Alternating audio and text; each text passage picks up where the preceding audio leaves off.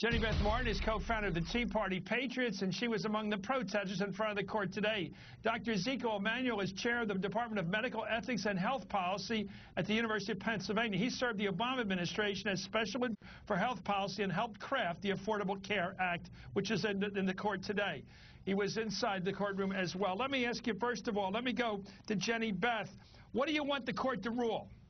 We want them to find that the rule is unconstitutional, and we want them to rule based on the Constitution. The government has no business mandating, forcing every single person to purchase a product simply because we live and breathe. So if they do rule that it is constitutional, what would that say to you? That would say that we have a lot more work to do, and we've got to make sure that we educate our fellow voters as to exactly what's in this bill so that when November comes, they vote and realize that the government now controls our health care. Okay, let me go to Ezekiel Emanuel. Thank you, sir, doctor, for joining us. It seems to me the heart of the fight is tomorrow, and it's the individual mandate. Tell us about how you think that will stand up before at least 5 of the 9 judges. I think the justices are going to uphold the individual mandate as constitutional. I think there's very little argument about that. And let's just cite 2 conservative experts, Professor Charles Freed, who was Solicitor General under President Reagan, and Judge Silberman of the D.C. Circuit. Both said that there's no constitutional basis for the claim that the individual mandate is unconstitutional. And they make the very clear argument. Under the Commerce Clause, Congress can regulate interstate commerce. There's no doubt health insurance is part of interstate commerce. And the Article 1, Section 8 says Congress can do whatever's necessary and proper to implement its regulatory powers. And part of that is the mandate. And the idea that the mandate violates some inherent freedom is just belied by the fact that Congress has done a lot of things that restrict what people can do in the name of the good of the population and the good of individuals. George Washington required people to have a gun at home to defend the country. In the Heart of Atlanta case, the justices said you can be a racist and own a motel, but you still have to rent a room to a black person. If you own a restaurant, you still have to serve a black person in the restaurant. That violates people's freedom, but it's still constitutional to do that. And this requirement is part of that same pattern. Let me go back to Jenny Beth Martin. Do you think it was constitutional for Governor Romney to pass a law in Massachusetts that required people to have health insurance?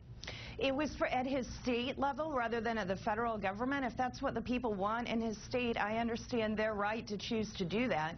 I think that the reason we're seeing that he's not the clear nominee at this point is because he passed that law in Massachusetts. But what about if the United States Congress wants something done? You just said that the people of Massachusetts want it. Suppose the United States Congress with 60 senators and a majority of the House members and the president's signature, they said they want health insurance for the country. You say no matter how they vote, we can't have a health insurance policy. It's not a Democratic issue, you say.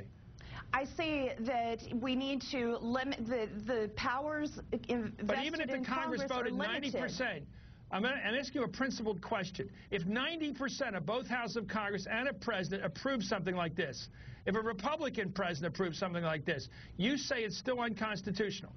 Chris, I've been on MSNBC and I've complained about what Republicans do. I'm not in this for either party. The majority of Americans don't want this law. The majority of Americans don't want it, and 70% of Americans think that the individual mandate is unconstitutional. The Congress passed it against the will of the American people. We do not want the government controlling our health care. We have a civil rights bill. Let me go back to something here. Do you think that Congress in 1964 was within its rights to pass a law requiring that people who open up a business, a hotel or a restaurant, that they must serve blacks as well as whites? Do you think that's in the Constitution? No, I think that is within the bounds of the Constitution. But they're forcing people to sell somebody a Coke or a hamburger they don't want to sell. Isn't that telling them what to do? You say they don't like the government telling you what to do. I don't want the government to force me to make a purchase simply because I'm alive and breathing. It's much different when you choose to own something. If you choose to own a car, the government says you have to have health insurance. How about if you own a hamburger? Why can the government force you to sell it? You don't have to own a hamburger just because you're alive and breathing. But this is saying that just because we're alive and just because we're breathing, we must purchase health insurance. Let me get tough with you, Zeke. I was tough with her. Is there anything that you see under the Constitution that wouldn't be permitted under the Interstate Commerce Clause? Is it as flexible as a very long rubber band that can be stretched forever? What do you think the government couldn't make you do under the Interstate Commerce Clause? Well, look, the argument that the government, if the government can make you buy health insurance, the government can make you buy broccoli, I think is a fallacious argument. And so let me unpack why the government can make you sell broccoli. It can make you sell broccoli if you open a grocery store. You got to sell it to everybody. But it can't make you eat. It can't make you eat the broccoli, and that's a very important distinction. And let's just get to that distinction. The reason the government can make you buy health insurance is because we cannot have a health insurance market that works without everyone being part of it. We have tried in this country to have a number of insurance exchanges where everyone could buy insurance, and the problem is if they're voluntary, they always collapse and fail. They go into a downward spiral with prices going up and people exiting. The only stable insurance market we have is the one in Massachusetts, and that has a mandate.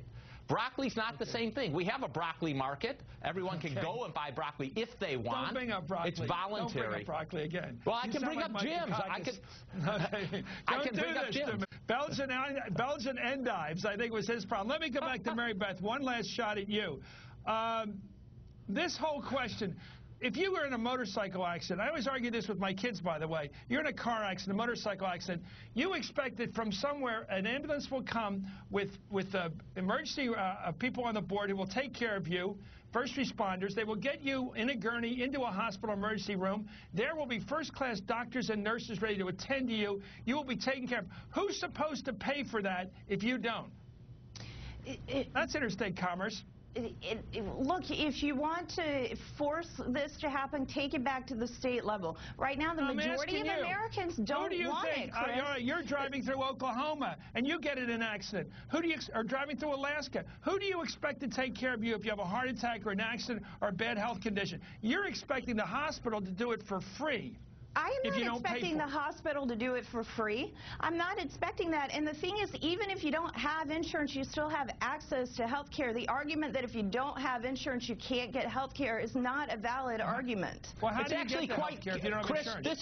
This is an important point. Doctors will take care of patients. They take the Hippocratic oath and they take care of patients. Okay, they do I was uninsured for a while, and I still was able to get I was still able to get care. Doctors will work with you because they care about the patient. So let's make 2 points. First, doctors and hospitals will take care of patients, but then you're just shifting the cost to them because they, in the end, have to pay for it, and they typically pay for it by charging other people more. The second point I would make is... That's interstate commerce. Exactly. And the second point I would make is that we all expect the health care system to be there for us. And when people don't have health insurance and then go in and use the health system, they're actually getting bad care. We're not able to give them coordinated, integrated care. It ends up costing more and costing the rest of us. So if we actually give them insurance, we can give them better care, more organized care, more integrated care, prevention that they typically don't do. So we actually can save more money and be much more efficient about the care we provide them. And what you end up with is the worst of both worlds under her scheme. Someone else is paying, and they're getting bad health care. Okay, Mary Beth, thank you. Please come back. It's a good argument. Half the country may agree with you. We'll see. Jenny Beth Martin, thank you. Dr. Zeke Emanuel. This is the American argument. It'll be before the Supreme Court tomorrow. Again, the big issue, individual mandate. That's what we're fighting about. Coming up, let's